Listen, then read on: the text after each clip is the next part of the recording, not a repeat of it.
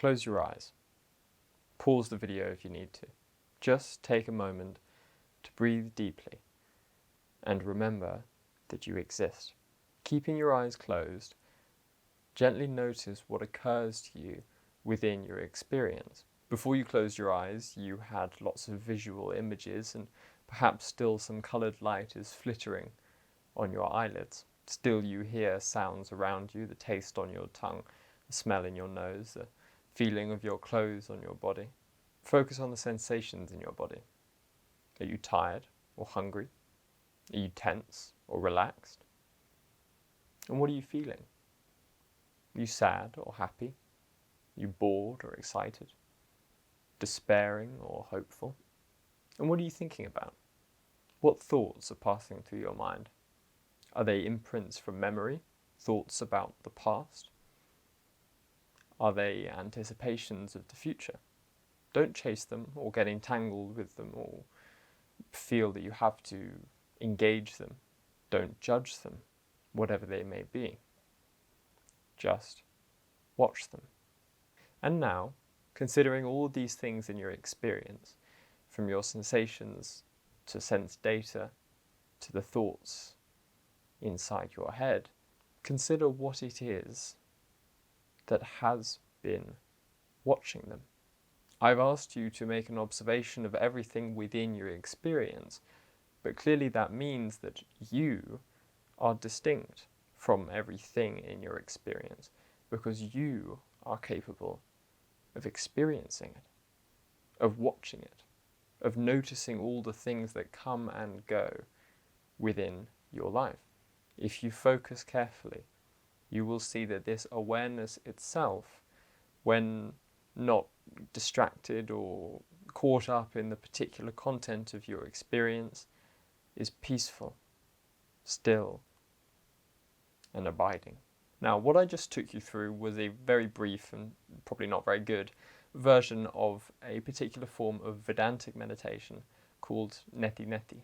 Literally, not this, not this. Very simply, it looks to remind you of what you really are by slowly peeling off, like layers of an onion, everything that you are not. Typically, as we go about our daily lives, we allow our sense of selfhood to splatter on the content of our experience as though some big smear of paint. We come to associate our identity with the things around us, things like our family or our country or our political ideology or our religion, or even something as simple as our sports team.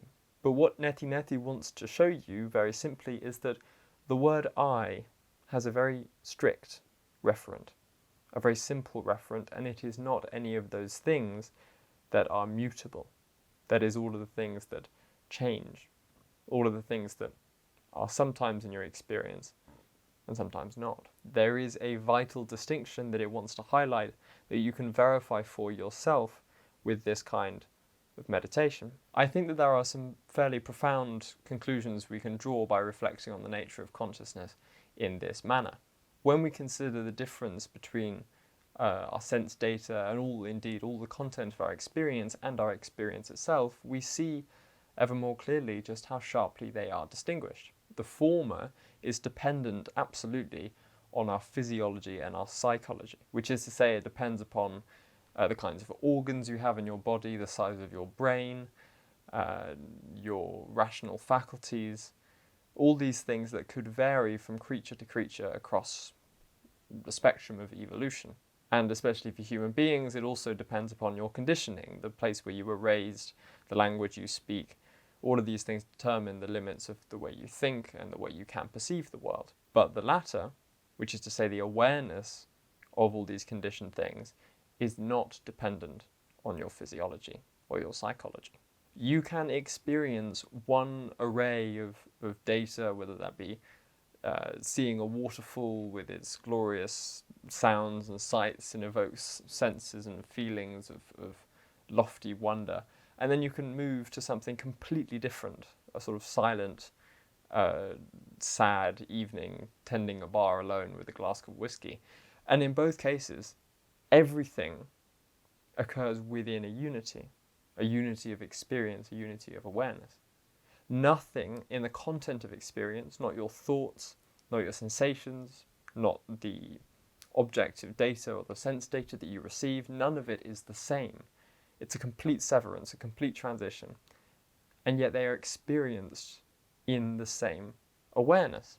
Now, you might be inclined to say that this causal link, this continuity, is just memory, but that's not quite right. Memory is certainly what allows you to cognize your experience in a temporal, successive manner, to be able to say there's a chronology to the things you know. This thing happened before, this thing happened after. But that's not exactly what I'm getting at here. We're simply asking, even within the context of a pure presence, not a matter of past or future, simply asking what is it that allows you to experience both the waterfall and the lonely bar scene, even though nothing links the two in the conditioned elements that comprise those scenes. Not what allows you to remember one when you're in the other, but simply what allows you, even if you didn't have any memory of the first one, to experience the next one. We can continue to think about this through a slightly more philosophical lens. Certain philosophers of mind have made panpsychism a very vogue position to take as of late. Panpsychism, if you're not familiar, is the claim that essentially everything in the cosmos is, to a certain extent, conscious already.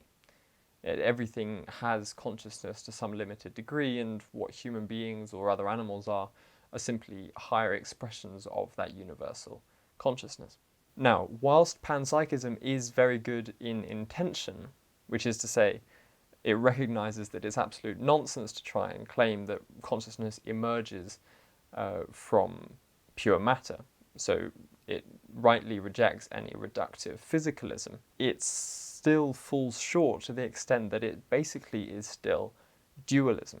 Now, no one in the philosophy of mind really takes dualism very seriously anymore. Descartes is a bit of a punching bag in university courses. It's very rare you'll find a dualist in these sorts of debates anymore. But if we look closely at panpsychism, we see that John Searle was right to characterize it as just saying that you're spreading consciousness over the universe like a thin veneer of jam. Its problem is that it first posits a thing, and then secondarily says that thing has awareness. It supposes that there exists some kind of material husk that consciousness is then superadded to as a secondary ancillary effect. The only real difference between this and Cartesian dualism is that it just spreads out the debate to the subatomic level, for example, just across the whole cosmos, rather than limiting it to a problem between an ethereal consciousness and a material pineal gland, as it is in Descartes. Furthermore, as I said before, the panpsychist has to posit a kind of spectrum to say that some things have more or less consciousness, to explain why human beings look more conscious than plants. Now, this certainly is true for certain mental properties, like the ability to undertake abstract reasoning. Clearly, humans are better at that than whales, and whales better than flies, and so on and so forth. So there is a kind of hierarchy at play. However, what this cannot apply to is the sheer fact of awareness itself, the phenomenon of subjectivity. It's all very well and good to say that an animal could be more or less rational. It does not make sense to say that an animal could be more or less aware. Yes, there's a difference between being aware and rationally reflecting on your ability to be aware, but that's rationality, that's not awareness. If you are aware, any particular element of how well you can rationalize it or cognize it or reflect upon it is secondary to the fact that you are aware, which is simply to say that awareness or subjectivity is a qualitative property of consciousness, not a quantitative one. You cannot be more or less aware. It's just a binary. You either are aware or you're not. What we therefore must conclude is that awareness is not reducible to the particular physiologies and psychologies of different creatures that are aware. Remember our inquiry through Neti earlier.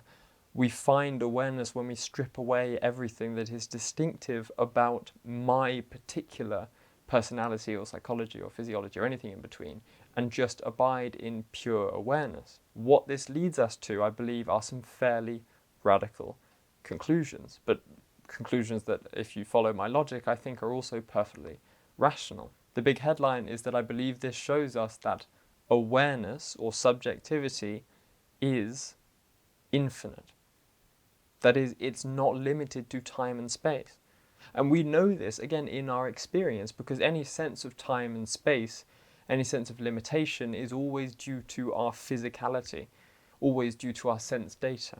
Our bodies contingently can't span the whole world, and so it gives us a set of data that accords with our limited perception. But that's not awareness. Perception and awareness are different things. Perception is what we can perceive using our sense data, and that will have limits. But awareness is that within which all particular data is received.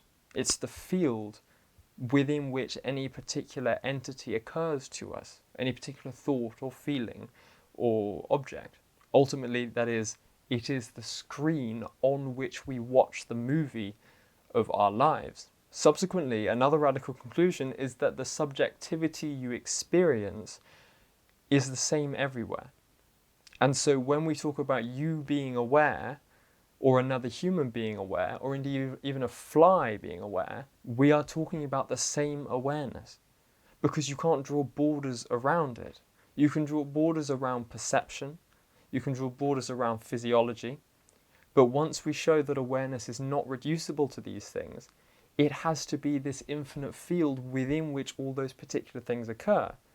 And so the particular psychologies and the private theatres of something like a bat or a dog or a human being are merely contractions of this infinite awareness.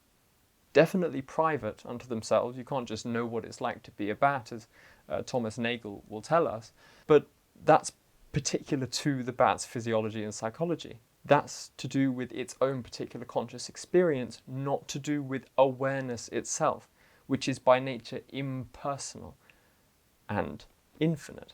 And as a final word, I'll say that the religious life in general should, in all cases, try to foster a sense of awareness, a distinguishment between those things that are conditioned and contingent and mutable, and those things which are not. On the one side, you have literally everything in experience. On the other, you have experience itself. You are infinite. And what we do in life is very often get distracted and forget that we are infinite. We forget that our inner ground is God. And we associate with finite temporal things and so suffer because those things are temporal and finite, and they will pass away. But with reflection, with prayer, with meditation, with everything that we do in the religious life, we can recall ourselves to our true nature and remember ourselves as infinite. Thank you for watching. Check out my Substack. Have a look around the channel, see what you like. Leave a comment, because I love engaging with you guys. And I will see you next week. Take care.